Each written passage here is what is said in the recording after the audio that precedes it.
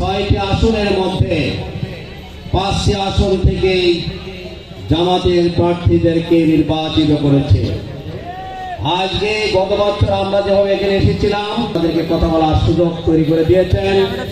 যশোরের সর্বস্তরের জনগণের দোয়া এবং ভালোবাসায় সিক্ত হয়ে আমরা যশোরের জায়গা আমরা পেয়েছি। সম্মানিত উপস্থিতি, যশোর অবিভক্ত পৌরসভা, অবিভক্ত বাংলার মধ্যে প্রথম পৌরসভা ছিল কলকাতা, তারপরে ছিল হাওড়া, তারপরে যশোর পৌরসভা হিসেবে স্বীকৃতি লাভ করেছে।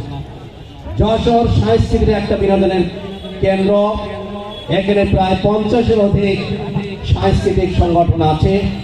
যশোরের মানুষের যে চিন্তা চেতনা সাংস্কৃতিক সংগঠনের মাধ্যমে জনগণের সামনে তুলে ধরার চেষ্টা করে, ঠিক অনুরূপভাবে যশোর সংস্কৃতি কেন্দ্র ইসলামী কৃষ্টি কালচারের ধারক এবং বাহক।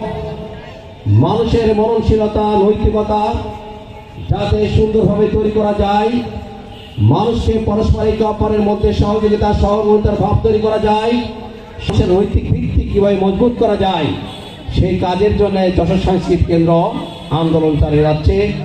আজকে যারা আয়োজন করেছে তাদেরকে ধন্যবাদ জানাই, যারা দর্শক আছেন তাদের সবাইকে ধন্যবাদ, শুভেচ্ছা মোবারকবাদ জানিয়ে আমার বক্তব্য শেষ করছি। আল্লাহ হাফেজ। ধন্যবাদ। আজকে